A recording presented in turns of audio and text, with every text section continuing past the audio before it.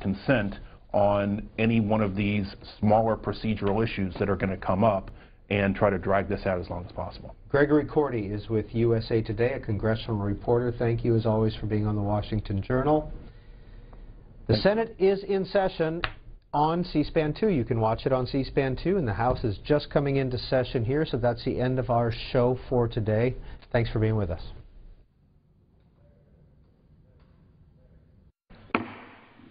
The House will be in order. The Chair lays before the House a communication from the Speaker. The Speaker's Rooms, Washington, D.C., April 11, 2013. I hereby appoint the Honorable Virginia Foxx to act as Speaker pro tempore on this day. Signed, John A. Boehner, the Speaker of the House of Representatives. Pursuant to the order of the House of January 3, 2013, the Chair will now recognize members from lists submitted by the majority and minority leaders for morning hour debate. The Chair will alternate recognition between the parties, with each party limited to 1 hour and each member other than the majority and minority leaders and the minority whip limited to 5 minutes each, but in no event shall debate continue beyond 11:50 a.m. The Chair recognizes the gentleman from Texas, Mr. Poe, for 5 minutes. Thank you, Madam Speaker. The regulators continue their reign of regulation terror on businesses across America. Jerry McKinney from Crosby, Texas, wrote me this: I work in the industrial chemical business, and I see the result of government regulations like those from the EPA. These cost my company good money, and they don't have any positive effects. Larry, a doctor in Kingwood, Texas, said this to me: small businesses need relief from the ridiculous OSHA standards. Our veterinary practice is having to spend hours and money trying to decipher all the regulations some bureaucrats have dreamed up just to justify their jobs. Madam Speaker, the fourth branch of government meddles in every aspect of our lives. In the name of saving us from ourselves, the regulators regulate, and when they're through, they regulate some more, without regard to the consequences of these expensive government mandates. Sometimes they put businesses out of business because of their regulations. Dana from Southeast Texas writes me this: I owned a business, bought a bowling center, my dream job, in 2007, was totally unprepared for the amount of regulations and fees and taxes. I employed 32 people, and I went bankrupt in October 2012 because of this. I have the drive and the desire and a great business plan for a new business. It would employ 20 to 30 people, but I'm not sure I want to dive back into all this. Michael from Houston said, where should I begin? Real estate market is flooded with, yes, new regulations. It seems that banks are prevented from foreclosing on homeowners who are basically living in the house for free for several years. Susan, a small business owner in Texas, says this: our small business has operated on a shoestring for several years. We started way back in 1978, but I fear the end is near. We manufacture 400 products, but they're all made from the same materials. But now the new product safety regulations require we certify every product to the tune of about $500 per product, even though they're all made from the same materials. Do the math.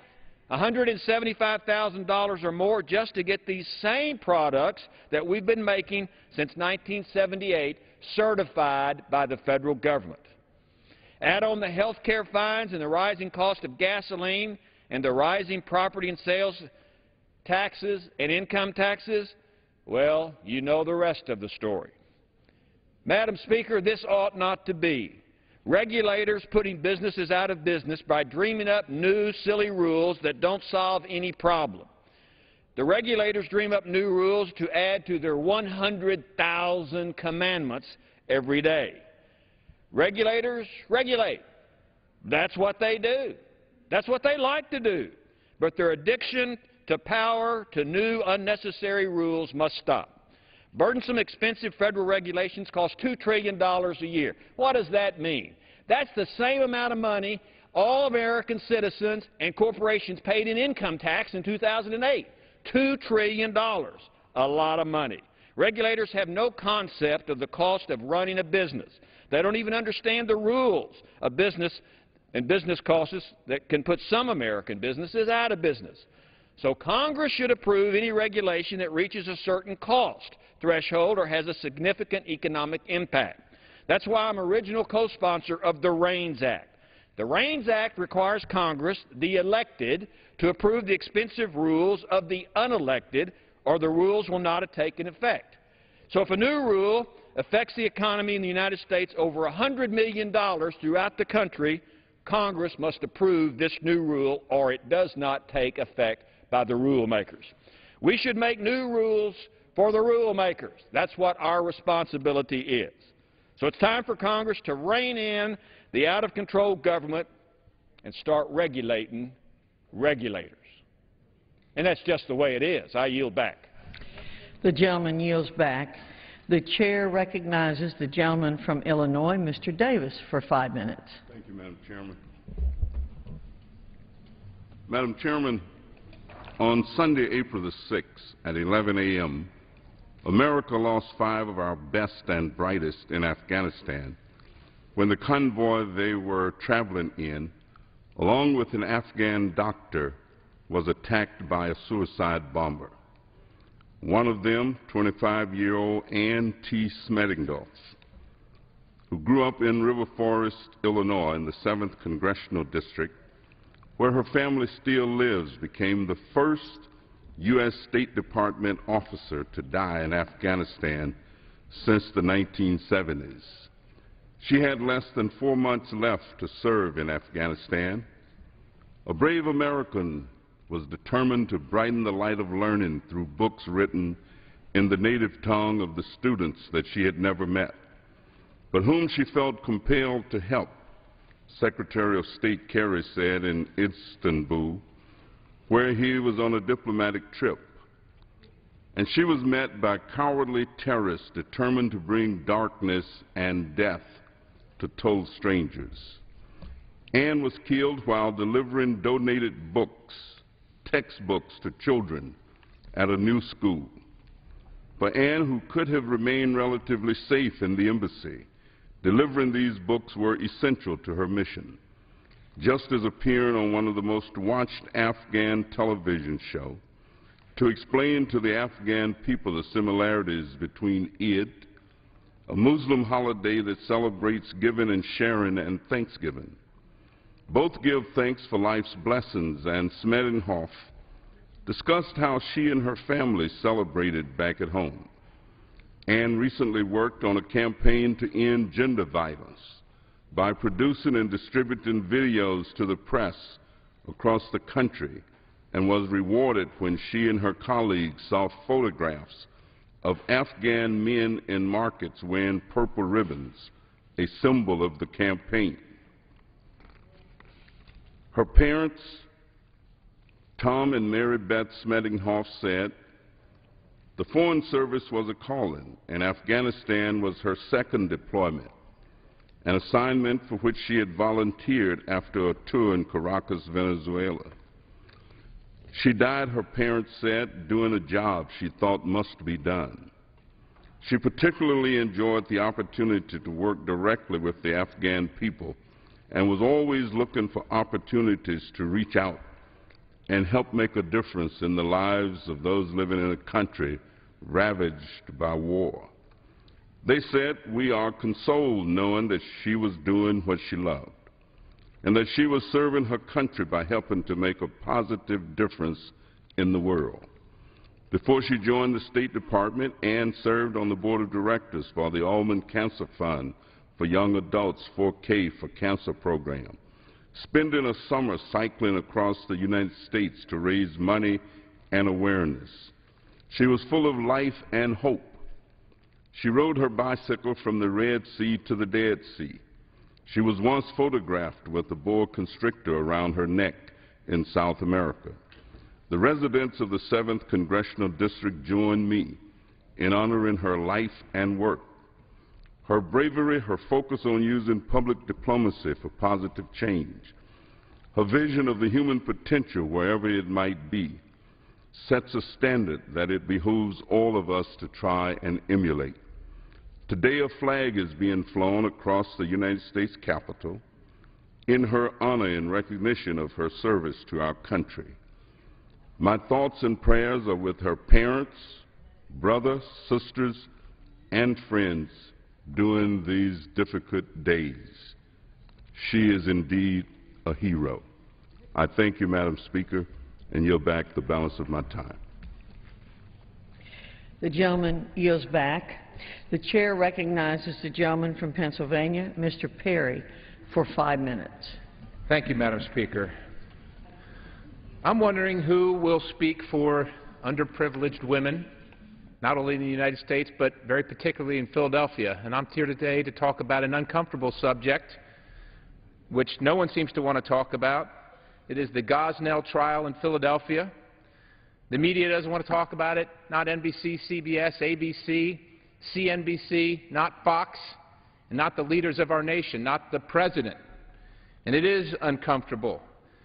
And I ask you to bear with me while I read to you some of the things, the testimony that comes from this trial, because I feel we must. This man is charged with killing 7 babies and murdering 1 woman. Now, prosecutors believe Mr. Gosnell killed hundreds of infants and destroyed the related records, so we will never know. Mr. Gosnell induced labor, forced the live birth of viable babies in the 6th, 7th, 8th month of pregnancy, and then killed those babies by cutting into the back of their neck with scissors and severing their spinal cord. He called it snipping. Sherry West, one of his clinic employees, testified on Monday that one newborn at the clinic was 18 to 24 inches long when it was killed. And there were scores more. At least one mother died following an abortion in which Gosnell punctured her uterus and then sent her home. He left an arm and a leg of a partially aborted fetus in the womb of another woman and then told her he did not need to see her when she became sick days later, having developed a temperature of 106 degrees. He perforated bowels, cervixes, and uteruses, and he left women sterile. The clinic reeked of animal urine. Furniture and blankets were stained with blood, and instruments were not properly sterilized, according to the grand jury report. These women are the most vulnerable women in our society, and they were indeed most likely at their darkest hour, and they went to this clinic to seek help. And they did not know that this man was not qualified, nor was his staff qualified to perform any of the procedures that they performed. There were bags and bottles holding aborted fetuses scattered throughout the building, and there were jars lining shelves with severed feet that he kept for no medical purpose.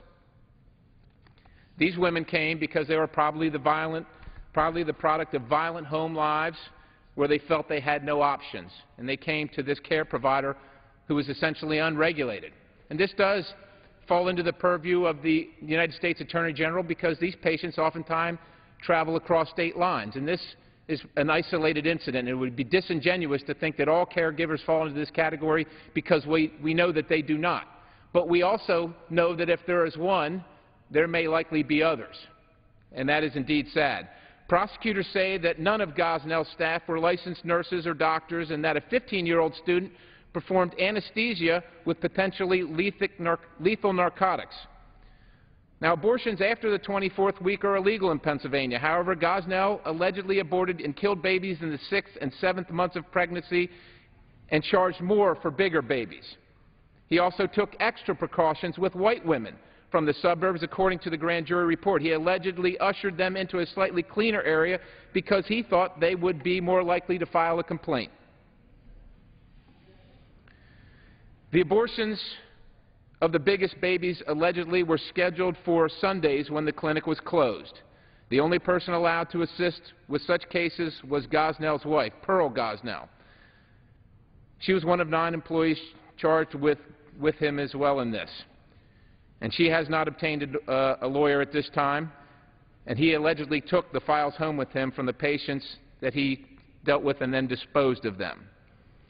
And I would say this: it gives me great pain and sorrow to have this entered and read into the record. But since the media outlets refuse to cover this because it's uncomfortable, because it might not meet with their agenda, and because many of the leaders of this country refuse to discuss it, I think it's important that we have it read into the record so that this history and their stories don't remain untold. The stories of these women in their most desperate hours and the stories of these little babies that will never know the privilege of being an American, that will never realize their dream. And I would make this charge today. Mr. President, your silence is deafening. Are you so blind? Are you so intractable? Are you so extreme that you yourself can't even call this out for what it is, something that is reprehensible? Pro-life or pro-choice, this is reprehensible. It is worthy, as a father as I am, of 2 little girls. It is worthy of your attention. It is worthy of your leadership. It is worthy of your direction. Madam Speaker, I yield back. The gentleman yields back. The chair recognizes the gentlewoman from Texas, Ms. Jackson Lee, for 5 minutes. I ask unanimous consent to address the House, Madam Speaker. Without objection. Today, the bodies of this Congress have an opportunity to save lives. In fact, they have a historic moment. They actually have the ability to act for once after a tragedy of the proportions of Newtown, having not acted over the years after Columbine, the theater in Aurora, the horrific tragedy in Virginia Tech, and many, many others, including that of our colleague in Arizona. And so I am hoping that as we stand here today, that the right consciences of those who have the opportunity in the other body to pass sensible gun legislation will do so. And in order to aid them to listen to the voices of the people, 50 members of the United States House of Representatives have asked for those in the other body not to filibuster any gun legislation, but to have an up or down vote. And the reason we say that is because the massive numbers of loss of children, some 80-some children who die every year, every month by gunshots, the thousands of teenagers who pick up guns to resolve differences, and the 1 million people who were killed by guns since the assassination of Martin Luther King and John F. Kennedy. This is a nation that is gunned but not safe. The tragedy that happened in my area just a few days ago with the slashing of students by another student at a community college. Just imagine 14 people were injured if that person had had an assault weapon with multiple rounds. Similar to the heinous acts that occurred in Newtown, when 155 rounds were shot in 5 minutes. And so I'm hoping that this letter will move those senators not to filibuster and to let us have an up or down vote. I also rise today to encourage us to do the right thing and to vote no on the National Labor Relations Board legislation that wants to stop the president from his presidential authority. And that is to make sure that the government runs by appointing people to the NLRB through recess appointments, among others, just like President George Bush did 140 times, to make recess appointments, to be able to move the government forward. In contrast to the D.C. Court of Appeals decision that ruled that the president, our president, cannot, 3 other decisions and other court decisions said you can. We need to vote no on this legislation. It is destructive.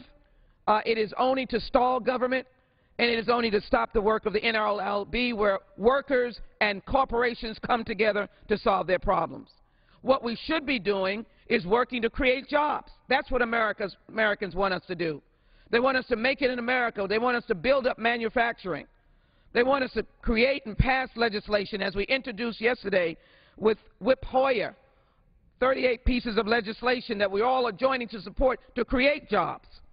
One thing they don't want us to do is to pass anything with the change CPI on Social Security, because Social Security is solvent, and those people are not the fault of any deficit, any debt. They are hardworking people. I will not ever vote for change CPI, and I'm not a whiner. I frankly see those people in my district who are supported by Social Security and Medicare, of which they earn because they work for it. They did not have it as a handout, because seniors are important, and seniors believe in young people.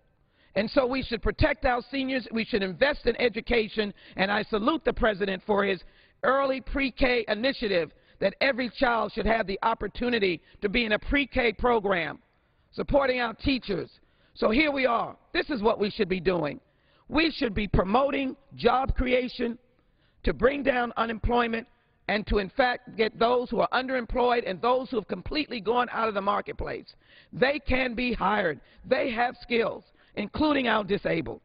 Then we should continue to invest in education, including higher education, making it easier for parents to get the Parent Plus loans to send their children to college, and putting the burden on colleges to make sure that these young people finish college and not go in and get debt and therefore come out with a large debt and no degree.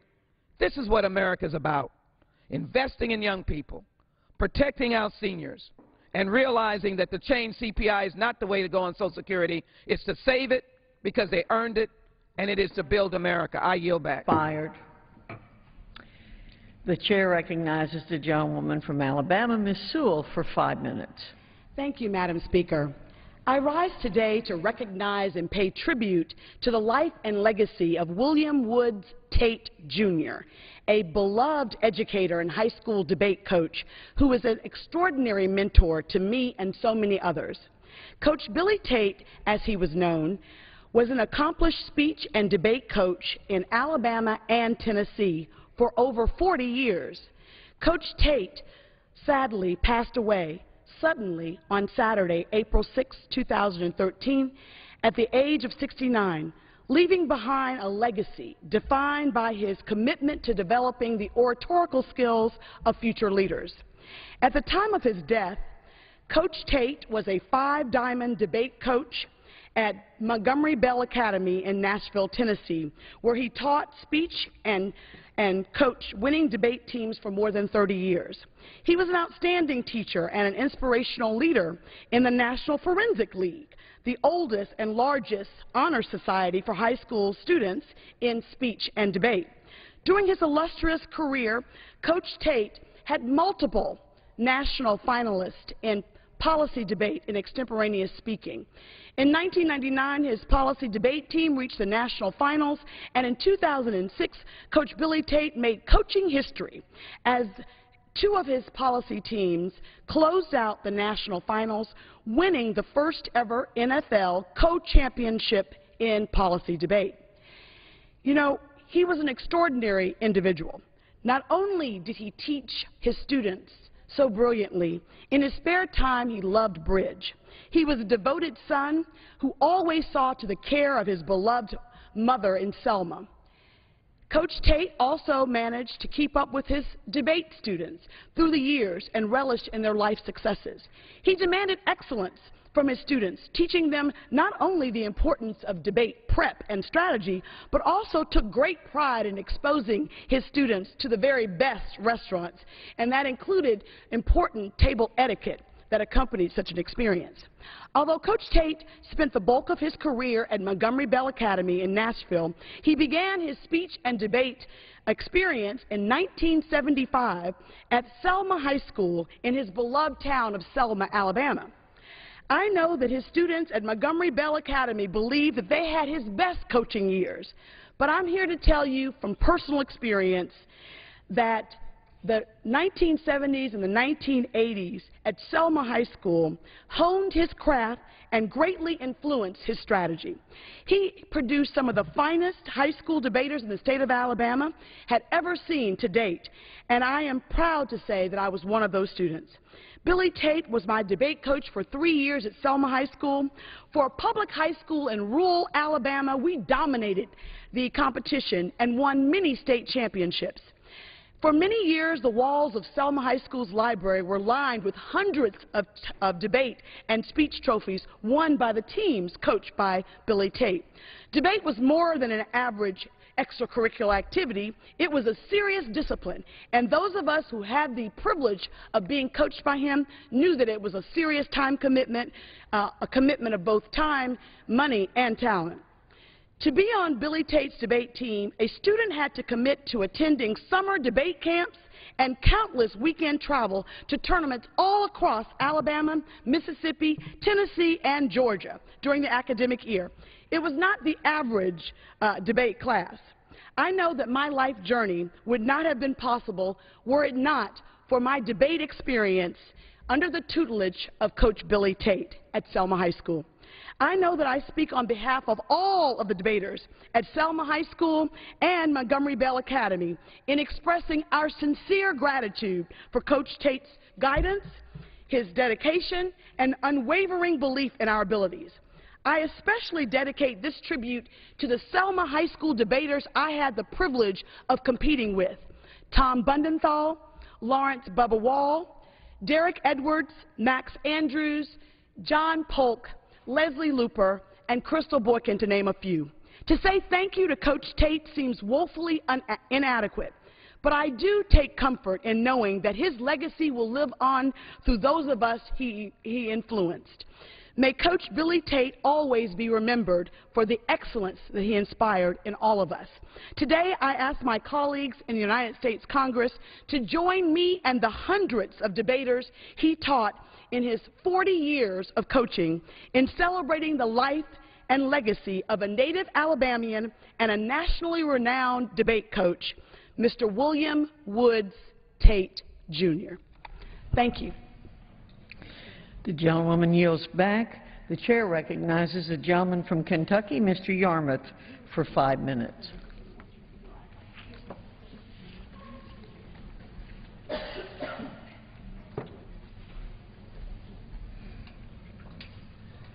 Madam Speaker, I rise to honor the University of Louisville Cardinals, who went to a second straight Final Four this season and returned home national champions.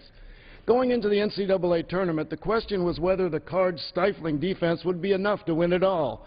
Well, we'll never know, because the country's best defense became the best offense, too, shooting 52% to a tournament-best 79.5 points per game. That's more than crazy. It's Russ-diculous. They said he never meant a shot he didn't like, but during the past month, Russ Smith hardly took a shot he couldn't make, setting Louisville's new tournament scoring record and earning the respect and affection of a city. The All-American, regional MVP, and defensive phenom no longer cares who's scoring as long as the jersey reads Louisville. When these guys say the team motto, Louisville first, Cards forever, they mean it. We saw it when the team rallied around their injured teammate, Kevin Ware, as he courageously repeated, "I'm fine, just win the game," before being carted off the court during the Elite Eight. We saw it when they came together to win for Ware. But before that, the Cards won with Ware. On this team, Kevin was one of 8 Cardinals to score double figures in a tournament game. And that doesn't even include the players who set this team off some of the year's most unlikely and electrifying rallies. Walk-on Tim Henderson scored 6 of his season's 22 points in 45 seconds to cut a late 12-point Final Four deficit in half. All year, Stephen Van Treese snatched rebounds from future NBA big men, denied them in the paint, and set precision picks strong enough to stop a truck. And freshman Montrezl Harrell provided a constant spark off the bench, his unrelenting effort the only thing close to matching his natural ability. Peyton Siva embodies the Louisville First spirit. Happier setting up his teammates than knocking it down himself, Peyton reminded the nation he can also drop 18 points on the Player of the Year in the championship game. Unselfish but a thief, he'll graduate with the school record for steals in a season and career. Big man Gorgui Dieng is unselfish too. U of L's record-setting shot blocker and monster rebounder used his jump shot to pull defenders and find teammates for 6 assists in the championship game. 3 to Shane Bohannon, who tied Louisville's single-season dunk record, officially making him the latest doctor of dunk. Cutting down the nets in Atlanta was great, but they should give Shane the backboards because he owned them all night. This team also showed tremendous perseverance. Wayne Blackshear overcame 2 shoulder surgeries to reach the starting lineup, and it's a good thing. He hit threes to start the Cards scoring in both championship halves. But the Final Four's breakout star was its most outstanding player, Luke Hancock, who scored his career high in the semifinal, then broke it 2 days later. Luke didn't use the force, he was a force, and nothing would stop him from winning for his father, for Kevin Ware, and as always, for Louisville. That's what Coach Rick Pitino taught this team. The master motivator who's done everything this week but cartwheels on the moon, built a team and mentored men we should be proud of. And like Pitino, Jeff Walz will tell you this isn't about one person or even one team. It's about a program and a community. Trust him. That mad scientist led U of L's women to 4 straight NCAA tournament upsets, including what is considered to be the biggest upset in college basketball history. Behind the jaw-dropping plays of Shoney and Jude Schimmel, sharp shooting of Antonita Slaughter, tenacity and skill of Sarah Hammond, Sharon Vales, and Bria Smith, and the unbelievable toughness of Monique Reed and Shelby Harper, the national runners-up crashed nearly every party around. These players and coaches define an extraordinary program. Only 3 coaches in NCAA history have gone to a men's and women's basketball final in the same season. Louisville is the first to add a BCS Bowl victory to the mix. But if you think it's the last, you don't know Athletics Director Tom Jurich. With sparkling new facilities, outstanding coaches, and stellar student athletes in competition and class, Tom has every U of L sport at the top of their game and climbing. The university and the community have thrived along with them, continuing a proud tradition that began with Peck Hickman and rocketed to the top under the great Denny Crum. I'm honored to congratulate the University of Louisville for its unparalleled winning streak, capped off by the Cards' 3rd Men's National Basketball Championship. Go Cards. I yield back. The gentleman yields back. The chair recognizes the gentleman from Virginia. I don't have it. The gentlewoman from Illinois, Ms. Bustos. What's her name? Ms. Bustos. The chair recognizes the gentlewoman from Illinois, Ms. Bustos, for 5 minutes. That's it. Thank you so much, Madam Speaker. I rise today to talk about our most pressing issue facing my district and our country, and that is boosting American manufacturing and creating jobs here at home. Just this week, I introduced a bill called the American Jobs Matter Act. This common-sense bill would enable the federal government to find out how contracted work would impact American jobs. Contractors would be able to include how their offers would create American jobs. My bill would raise the importance of creating jobs at home in our country and building our manufacturing industry here as federal contractors are considered for their jobs. It would also help ensure that taxpayer money is being used to create jobs in places like Rockford, in places like Moline, Galesburg, and Peoria, and in cities and towns across my district, across my state, and across our country, not overseas. I'm proud to say that this bill has been incorporated into Congressman Hoyer's Make It in America plan, which seeks to promote American workers, jobs, innovation, and infrastructure. Madam Speaker, we need to do more to create jobs and support American manufacturing. My bill does just that. Thank you, and Madam Speaker, I yield back. The gentlewoman yields back. The chair recognizes the gentlewoman from Hawaii, Ms. Gabbard, for 5 minutes. Without objection. Madam Speaker, I rise today to address the recent developments and the growing instability on the Korean Peninsula. Today we are seeing an increasingly belligerent, hostile stance by the North Korean regime toward its perceived enemies. For some, this may sound like a far-off annoyance, saber-rattling coming from the east. However, nothing could be farther from the truth for families in my home state of Hawaii and in Guam who sit as named threats by the increasingly aggressive and unpredictable regime led by Kim Jong-un. He has demonstrated a pattern of belligerent threats and even unprovoked attacks on South Korea in recent years. This new leader has adopted many of the same destructive policies of the past in his pursuit of nuclear weapons and ballistic missile capabilities. He's revealed a willingness to sacrifice the safety and needs of the North Korean people in order to advance his hostile, unproductive agenda. Rather than caring for his people, Kim Jong-un remains singularly focused on making provocations and establishing a military-first doctrine. Along with Guam and Alaska, Hawaii has been placed in the crosshairs of this intensifying threat. It's crucial for the United States, and Hawaii in particular, to take these threats from North Korea seriously. We cannot be complacent. We cannot afford a mistake that puts the lives of our families at risk. Intelligence and previous missile launches have shown that Hawaii, Guam, and Alaska are within range of North Korea's intercontinental ballistic missile capabilities. New intelligence suggests that North Korea may be planning multiple missile launches in the coming days beyond the 2 Musudan mobile missiles it has fueled, raised, and positioned along its east coast. Our nation's focus and commitment to the security and stability of the Asia-Pacific region now faces a serious test. As we rebalance and realign our presence in the region, it's vitally important that we get it right in terms of strategy as well as resourcing.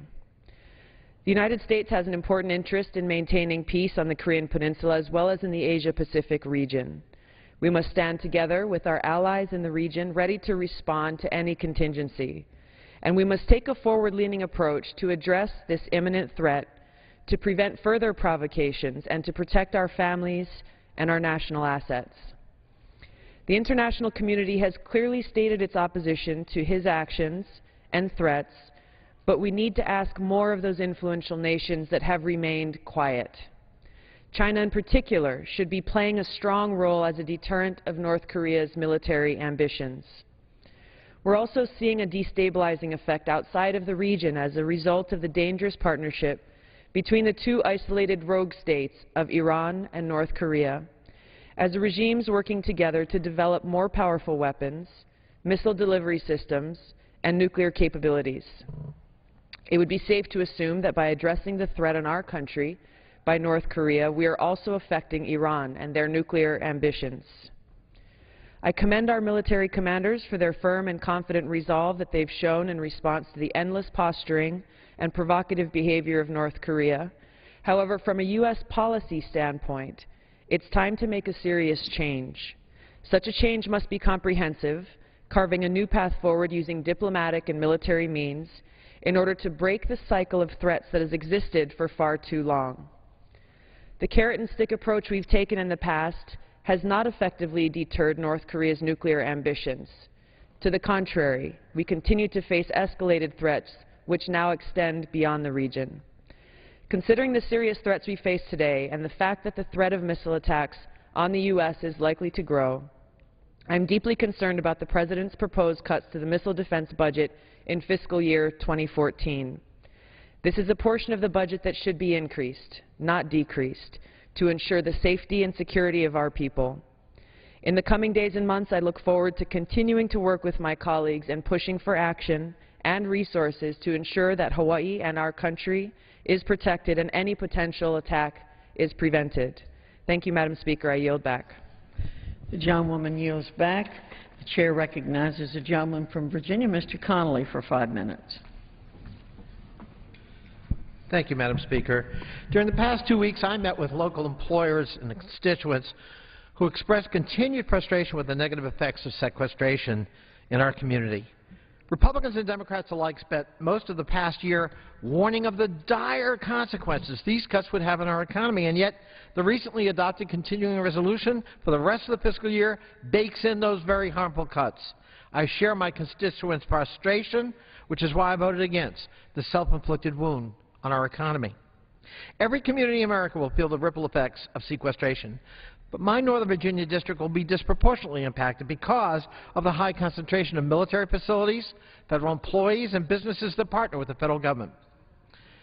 We do cybersecurity, custodial services, and everything in between. I met with a number of these employers. They expressed real concern that the lingering uncertainty over sequestration threatens job security and the ability to remain competitive economically. I fear the consequences of sequestration and what that will mean to small businesses that don't have the same resources as larger counterparts to weather these steep cuts.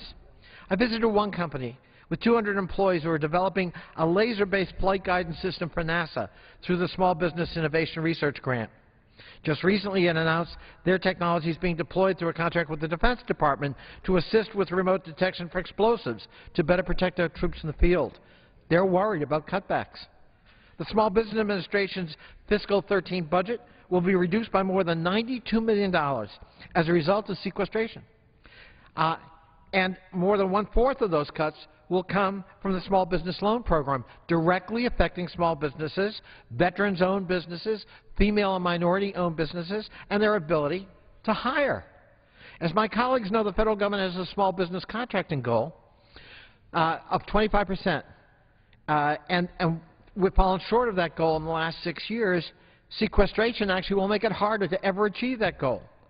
I also met with my local Chamber of Commerce to discuss its desire to expand the regional metro system here in the nation's capital to accommodate future growth and development throughout the region. The most recent census data says our community has the highest concentration of mega commuters in the country. There is no question we need to invest more in our regional transportation network, and yet this particular proposal enjoys bipartisan support, but under sequestration, it's headed nowhere, because the New Starts program under the Federal Transit Administration will be cut by as much as $100 million because of sequestration.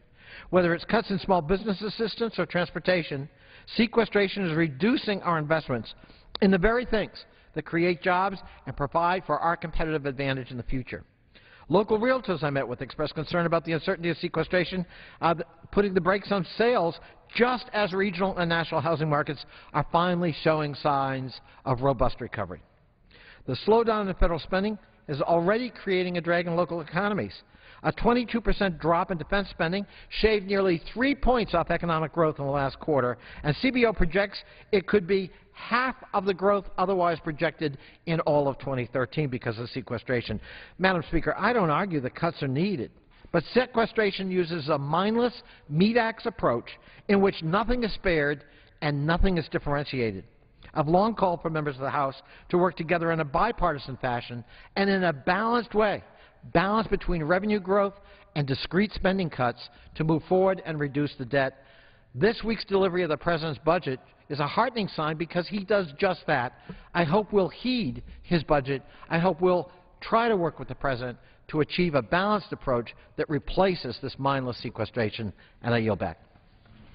The gentleman yields back. The Chair recognizes the gentleman from Texas, Mr. Green. Thank you, Madam Chair. It's an honor to be with you this morning, and I thank also the many persons who have labored long and hard to help fulfill Dr. Martin Luther King's dream. He devoted his life to transforming neighborhoods into brotherhoods. And I'd like to speak to you today about this concept because to do this, to transform neighborhoods into brotherhoods, we must become neighbors. We have to have communities wherein all persons are a part of the fiber and fabric of the various communities that we live in.